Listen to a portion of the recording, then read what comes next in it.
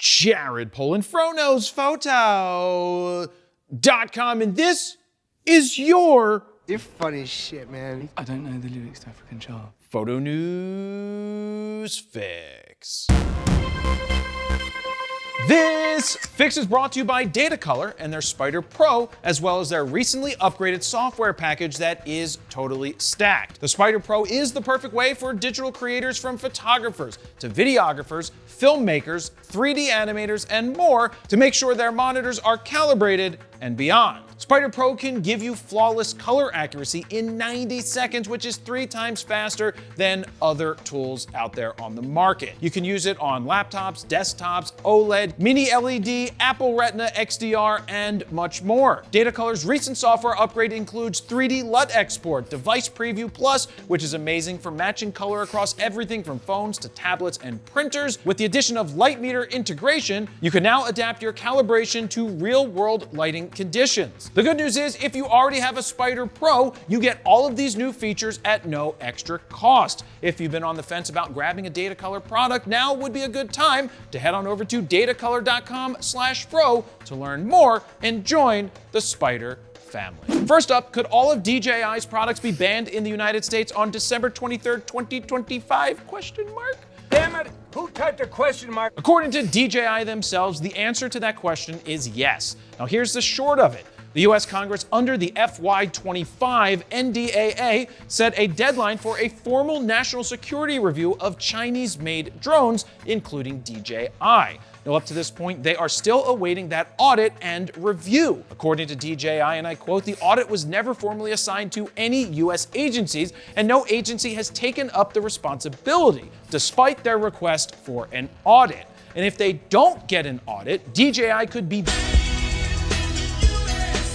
without just cause or due process. And the rules are not so clear, but the risk is real," DJI says. What else is there to say other than, hey DJI, Welcome to America. in 2025, where up is down, down is left, and wrong is probably right. But hey, your best bet for getting an exemption from this White House is to buy their crypto, or maybe send a golden drone to the White House, and maybe that will curry some favor and get the job done. For the last little while, some new DJI products have been banned from the United States, and if they can't get an exemption, all DJI products might be banned for good from the US market.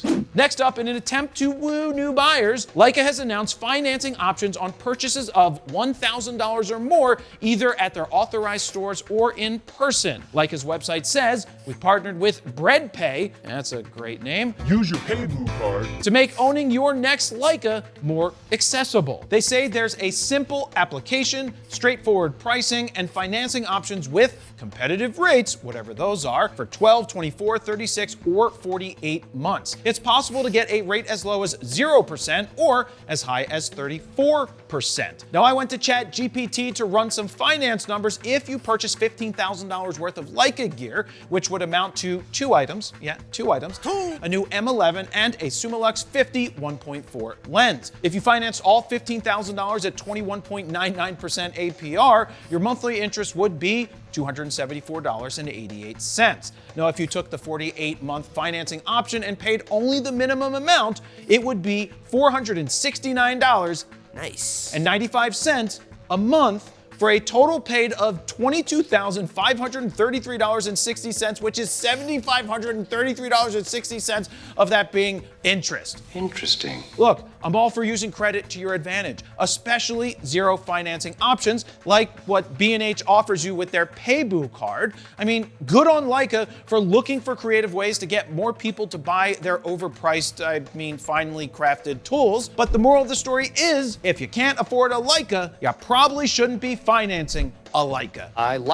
Go buy any other camera and lens setup for under $2,000, get good shots, do a bunch of shoots, get paid, then go buy a Leica for cash. That is so insane, it kind of makes sense. Now, would you finance a Leica? Let me know down below.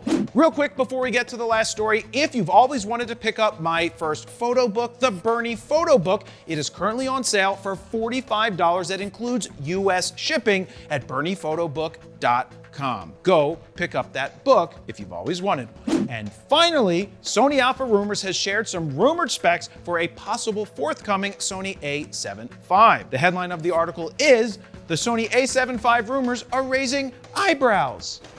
I guess we'll all have to decide for ourselves if these rumor specs are eyebrow-raising worthy or not. Just get to it already. They claim the camera will have a 33 megapixel sensor, but aren't sure if it's the same one as the a7 IV or if it will be a newly partially stacked sensor. They say it might have 15 frames per second shooting capability, 8 stops of IBIS, new AI chip like the A12, free angle tilting screen, which I've been dying for Canon to have, 2 dual Type A and SD card slots, improved EVF, same body as the A7R5, and be priced close to $3,000. But the eyebrow-raising portion of the rumor is that they claim it will not, and I repeat, will not have open gate. Lock the gate! On top of that, they say it will not have pre-capture and still have a crop in 4K 60. But then they shared a big update that one of the listed misses, which I can only assume means one of the things that they said it doesn't have, maybe it actually has. I don't know, he doesn't really speak English as a first language at SonyAlphaRumors.com. But anyway, at least according to their 100% trusted source,